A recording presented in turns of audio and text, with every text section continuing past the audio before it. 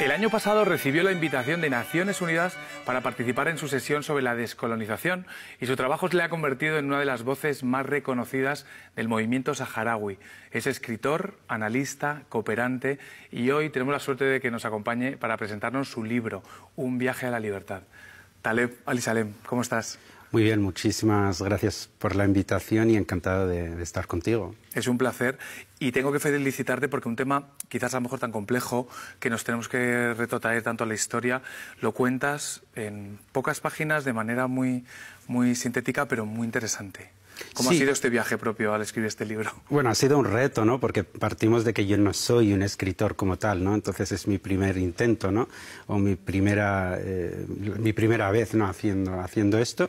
Y no quería contarlo desde una perspectiva histórica muy basada en datos, muy basada en números, un punto de vista muy político, ¿no? Quería meterle también esa visión más humana para acercárselo a la gente, para que sea pues leíble, ¿no? para todo el mundo, y hasta cierto punto creo que lo he logrado porque el feedback que recibo generalmente es bueno, ¿no? Así que encantado. Para que los espectadores también conozcan un poco y podamos sumergirnos un poco en este pueblo, empiezas con una frase muy bonita que los llamas, pueblo al que llamas nómadas del alma. ¿Cuál es este pueblo al que llamas nómadas del alma? Bueno, yo creo que cuando yo hago un análisis sobre mi pueblo, sobre todo cuando me centro en la gente mayor, no en sus antepasados, vemos que el pueblo saharaui es un pueblo que ha vivido de una forma casi independiente, tanto culturalmente como en su filosofía de vida, del resto de países de la región, ¿no? O de países incluso árabes y musulmanes. El pueblo saharaui que se ha movido como nómadas, los llaman también hijos de las nubes, porque iban siguiendo la lluvia en ese desierto inmenso del Sáhara Occidental, y creo que la inmensidad y la nada del desierto hizo que su filosofía de vida esté muy conectada a la meditación, muy conectada a la conexión con la divinidad a través de los cánticos, un pueblo profundamente pacífico, aunque puede resultar paradójico debido al conflicto que lo rodea. Entonces tiene una filosofía muy de alma, ¿no? Muy espiritual, ¿no? Y por eso yo defino a mi pueblo como nómadas del alma, ¿no? Son un pueblo que quizás la naturaleza que les ha rodeado les ha llevado a ser eso, ¿no? Nómadas del alma. A ti te definen en el prólogo, Taleb, como hijo de una generación sin guerra y ni paz. ¿Cómo has vivido, cómo recuerdas esa infancia? Porque tú naciste y creciste en estos campos de refugiados saharauis. Sí, y yo lo que intento explicar siempre que voy a hacer una conferencia, una charla y demás, es que no es algo traumático, ¿no? Cuando tú naces en un campamento de refugiados, ¿no? Que siempre se intenta vender desde esa pena de algo traumático, ha marcado mi vida. Por supuesto que ha marcado mi vida, pero yo recuerdo que fue una de las épocas más felices de mi vida. Y esto lo voy a explicar, porque cuando tú naces en un contexto de un campamento de refugiados y no tienes nada con lo que comparar, ese es el mundo que conoces y ese es el mundo que aceptas y crees que la vida es esto, que son estas jaimas, que es esa arena, ¿no? Juegas, eres feliz, pero yo creo que cuando vas creciendo te das cuenta de la envergadura de lo que te rodea, te das cuenta que eres un refugiado, te das cuenta que eres víctima de un conflicto y eso hace que inevitablemente estés condicionado a mantener este proceso de lucha, este proceso de resistencia, que hace que esa lucha, esa resistencia no sea una elección, sino que casi sea una obligación, ¿no? Y es el darte cuenta que formas parte, ¿no? de este conflicto. ¿Cuándo te diste cuenta de que ese baúl con el que jugabas, creo que era un baúl de tu abuela, entrañaba o había un secreto mucho más profundo que un mero juguete en el que uno podía saltar?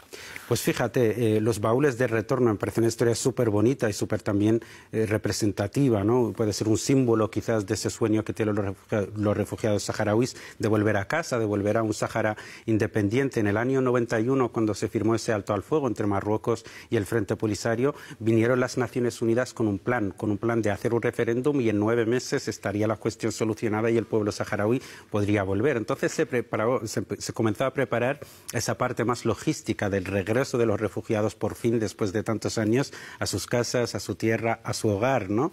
Y se le pidió a cada familia que hiciese un baúl de unas determinadas medidas para llevar sus pertenencias para el regreso a casa. Entonces cada familia en los campamentos se hizo un baúl y lamentablemente Marruecos fue bloqueando todos los intentos de la ONU de hacer ese referéndum. Nunca se pudo producir esa vuelta, pero sin embargo, si ahora vas a los campamentos verás que cada familia sigue conservando ese baúl. Yo recuerdo de pequeño que jugaba, me subía encima, me escondía dentro del baúl y mi abuela siempre me decía, y yo lo que no sabía, no era consciente de que ese baúl pues guardaba un significado mucho más profundo que un simple baúl, ¿no? Taleb, ¿crees que, no sé si desde los medios de comunicación, incluso otras instituciones, se tiende a romantizar el pueblo palestino o el pueblo ucraniano y en cambio el pueblo saharaui ahora mismo navega en el más estricto olvido? Bueno, me parece un poco atrevido quizás estar en un medio de comunicación y lanzar una crítica, espero que constructiva también a los medios de comunicación, pero creo que lamentablemente en los últimos tiempos los medios de comunicación, también en los países occidentales, también en los países donde existe esa libertad de prensa, más que medios de información se han convertido muchos de ellos en medios de propaganda. Y es aquí donde entra lo que acabas de explicar, ¿no? Que se acaba resaltando, se acaba romantizando algún tipo de conflicto determinado porque hay un interés de determinadas potencias o gobiernos o sistemas y se pisotea y se olvida por completo otras cuestiones. Yo creo que nadie podría estar en desacuerdo que la atención mediática, especialmente en Occidente, que se le ha dado a Ucrania, con toda la razón, obviamente, porque se trata de un conflicto que hay que cubrir, no es la misma que recibe el conflicto del Sáhara Occidental, ni por supuesto es la misma que recibe Palestina, ¿no? De hecho, hay un capítulo en el que, bueno, una palabra que en cierto modo parece que estás en un conflicto interno de no sé si usar esta palabra o no, pero es la palabra decepción, que no sé si tanto en lo personal o en lo familiar ha ido acompañando a lo largo de estos años precisamente pues, por las decisiones o las no decisiones que se han tomado con respecto al Sáhara. Sí, Fede, tenemos que darnos cuenta que yo estoy aquí contigo, yo tengo la oportunidad de hablar, yo tengo la oportunidad de utilizar las redes sociales, de lanzar mi voz, porque estoy en Occidente, porque vivo aquí en Madrid, pero el problema es que todos los saharauis, la mayoría de saharauis, o viven en las zonas del Sáhara Occidental que están ocupadas por Marruecos, o viven en un campamento de refugiados en una espera constante, en una espera sin fin. Y yo siempre digo que lo peor de una espera es cuando no tiene una fecha final, es cuando esperas hasta la eternidad, ¿no?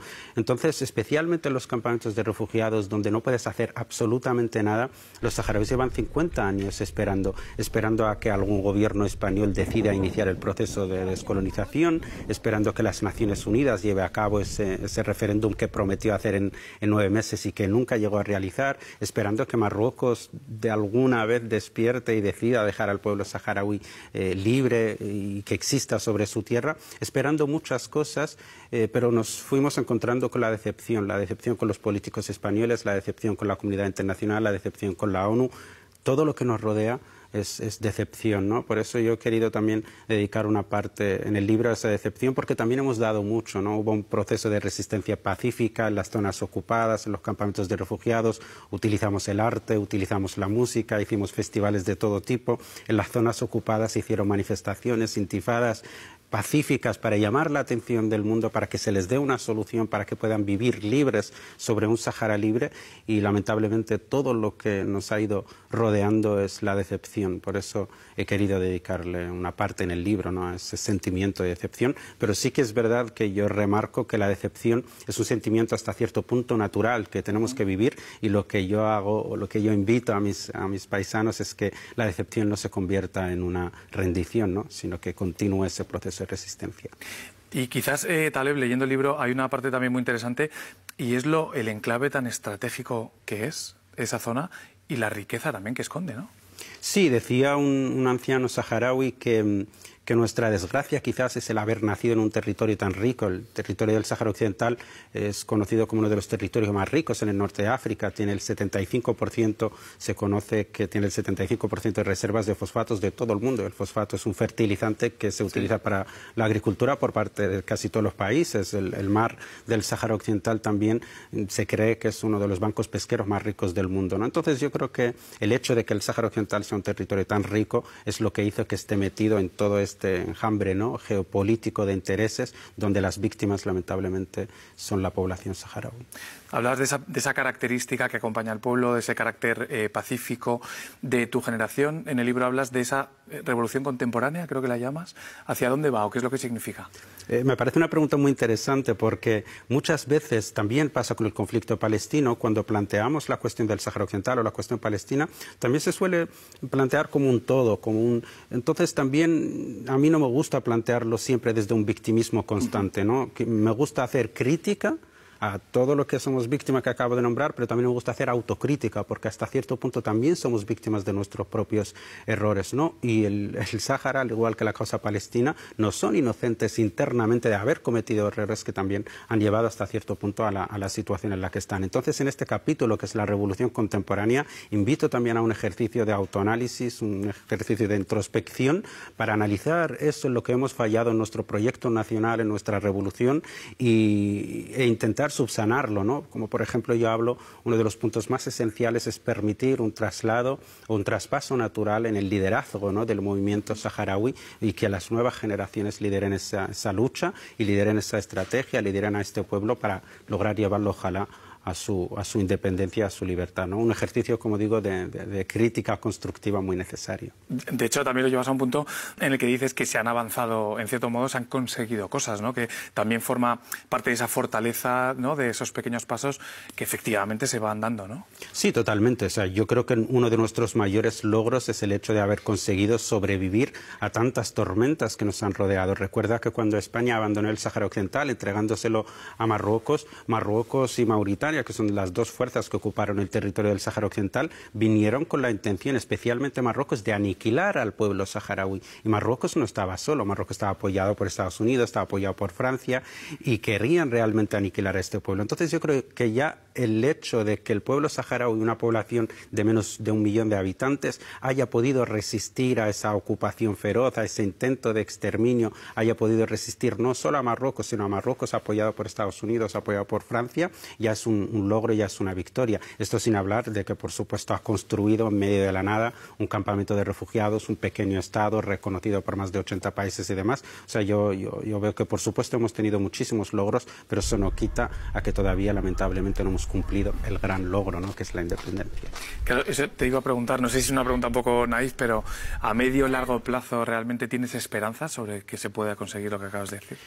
Creo que la esperanza es básicamente lo que sostiene nuestra lucha, ¿no? Yo creo que ese regreso a casa siempre está ahí, es lo que nos mantiene. Como te he dicho antes, estamos condicionados porque este conflicto cruza y condiciona por completo nuestra vida. Estamos condicionados a este proceso de resistencia y la esperanza siempre está ahí. Es lo que sostiene nuestra lucha, es lo que sostiene nuestro trabajo día a día para sensibilizar sobre la cuestión del Sáhara Occidental. Y yo creo que todos, no me cabe ninguna duda de que todos los saharauis seguimos visualizando y seguimos soñando y seguimos teniendo esperanza de que esa vuelta, ese regreso a casa, esa independencia se va a producir. Hasta cierto punto el Sáhara se ha convertido en nuestro Ítaca, ¿no? Seguimos siempre soñando y en esa lucha constante, y estoy convencido que tarde o temprano mi generación, o quizás otra, logrará pues llegar o volver triunfal al Sáhara Occidental como Ulises, ¿no? Quizás ese baúl se llene, ¿no?, y vaya de regreso a casa, ¿no?, como el que tenía tu abuela. No me cabe ninguna duda de que ese baúl llegará no solo a llevar a todos los refugiados, sino a llevar el sueño de todas las generaciones que han soñado con volver. Taleb, muchas gracias por venir, ha sido un placer. Muchísimas gracias a ustedes por invitarme.